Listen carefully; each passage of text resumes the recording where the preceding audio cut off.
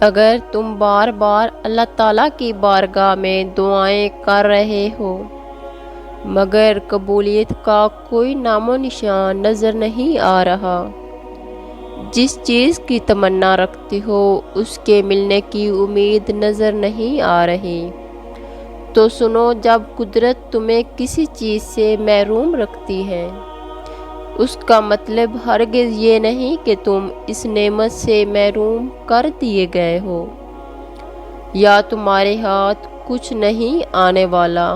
جانتے ہو، ایک انسان کا علم اتنا محدود ہے کہ وہ کبھی جان نہیں سکتا کہ اس کی زندگی کی ناکامیوں میں کیا خیر پوشیدہ ہے۔ تمہارا رب خود تم سے فرماتا ہے، تمہیں یہ کیا ہو گیا ہے کہ تم اللہ سے کسی وقار کی توقع نہیں رکھتے؟ کوئی شک نہیں کہ تمہارا رب غیر محسوس طریقوں سے اپنی مشیت پوری کرتا ہے۔ اس میں بھی کوئی شک نہیں کہ انسان بہت کم حوصلہ پیدا ہوا ہے۔ جان لو کہ ہم نے ہر شے کو ایک تقدیر کے ساتھ پیدا کیا ہے اور ہر کام کے لیے تمہارا وقت متعین کر دیا ہے، اور تمام چیزوں کے خزانے ہمارے ہی پاس ہیں۔ ہم اسے معلوم مقدار میں نازل فرماتے ہیں۔ اگر آج کس چیز کے نہ ملنے کا خوف تمہیں بے چین کیے ہوئے ہے اور تمہیں لگتا ہے کہ تمہاری دعائیں قبول نہیں ہو رہی، تو سنو، ارشاد نبوی ہے کہ زمین پر جو انسان اللہ سے ایسی دعا کرتا ہے جس میں کوئی گناہ یا قطع رحمی کی بات نہ ہو، اللہ تعالیٰ یا تو اسے وہی چیز عطا فرما دیتا ہے جو اس نے مانگی ہے، یا اس کا دکھ اس دعا کی بدولت دور فرما دیتا ہے۔ رسول کریم صلی اللہ علیہ وآلہ وسلم نے فرمایا، جو انسان چاہتا ہے کہ اللہ اس کے کام میں آسانی پیدا کرے تو اسے چاہیے کہ وہ اللہ سے ڈرے اور صلح رحمی شروع کر دے۔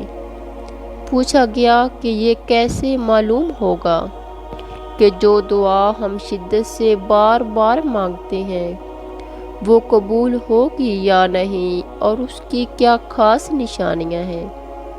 تو سنو، جتنا تم اللہ پر بھروسہ کرتے ہو اتنا ہی اللہ تمہارے بھروسے کا بھرم رکھتا ہے۔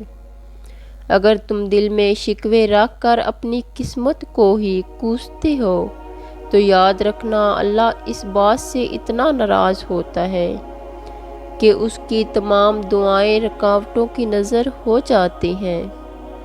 یاد رکھنا، اگر تمہیں اپنی تقدیر سے شکوے ہونے لگیں تو سمجھ لو شیطان کا تم پر پہلا وار ہے۔ اس کے بعد وہ تمہیں مایوسیوں کے اندھیرے میں بہت آسانی کے ساتھ لے جائے گا۔ قرآن کہتا ہے کہ اگر شیطان کی طرف سے تمہارے دل میں وسوسے پیدا ہونے لگیں تو اللہ سے پناہ مانگو، بے شک وہ سننے والا اور جاننے والا ہے۔ یاد رکھنا، وہ رحمان تمہارے حق میں رحیم بھی ہے اور شفیق بھی۔ اسے یہ گوارا نہیں کہ تمہیں تڑپتا ہوا چھوڑ دے۔ اگر تم محسوس کر رہے ہو کہ قبولیت کے راستے گھٹن اور دشوار ہو رہے ہیں اور کچھ حاصل کرنا ناممکن لگ رہا ہے، جان لو کہ مشکلیں اللہ تعالیٰ کی طرف سے آتی ہیں۔ جانتے ہو، آج جتنی چیزیں تمہیں سجدہ کرنے پر مجبور کر رہی ہیں وہ چیزیں اللہ کی جانب سے تحفہ ہیں۔ یاد رکھنا، آسمان سے کبھی ناکامی کا پیغام نہیں آتا، بلکہ ہمیشہ یاد دہانی آتی ہے کہ تم غم نہ کرو، اللہ تمہارے ساتھ ہے اور وہ عنقریب تمہیں راستہ دکھائے گا۔ جانتے ہو، جب اللہ کی مشیت انسانی مشیت سے مل جاتی ہے نا، تب تمہارے کام پایہ تکمیل تک پہنچتے ہیں۔ اگر آج تمہاری دعاؤں کی قبولیت میں رکاوٹ ہے اور تمہیں منزل کا راستہ دکھائی نہیں دے رہا، سنو، جب جب تم اللہ سے دعا مانگتے ہو نا، تب اللہ کہیں نہ کہیں کسی کے دل میں تمہارے لیے خیال ڈالتا ہے، کہیں کسی کے دل کو تمہارے لیے نرم کر رہا ہوتا ہے، غرض وہ خود تمہارے لیے اسباب بناتا ہے اور تمہیں لگتا ہے کہ تمہاری دعائیں قبول نہیں ہو رہی۔ یاد رکھنا، تمہارا یہ دل اللہ کے ہاتھ میں ہے اور وہی اس کو الٹاتا اور پلٹاتا ہے۔ اگر غور کرو تو تمہاری دعاؤں کی قبولیت کی کچھ خاص علامتیں یہ بھی ہیں کہ تمہارے درد تمہاری بے چینی کو ختم کر دیتے ہیں، تم شکایتیں کرنا چھوڑ دیتے ہو، تم اللہ کے شکر گزار بننے لگتے ہو، تم لوگوں کو چھوڑ کر اپنے اللہ کے آگے رونا شروع کر دیتے ہو، تمہیں سجدوں میں سکون ملنے لگتا ہے، گناہ تم سے دور ہو جاتے ہیں۔ جان لو، تمہاری دعائیں قبول نہیں ہوتی، بلکہ تمہیں اللہ کی بارگاہ میں بھی قبول کروا دیتی ہے۔ بے شک اللہ صبر والوں کے ساتھ ہے۔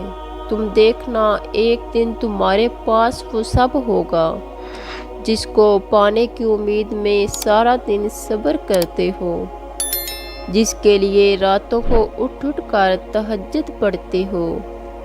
بے شک اللہ تمہارا انتظار کبھی ضائع نہیں کرے گا۔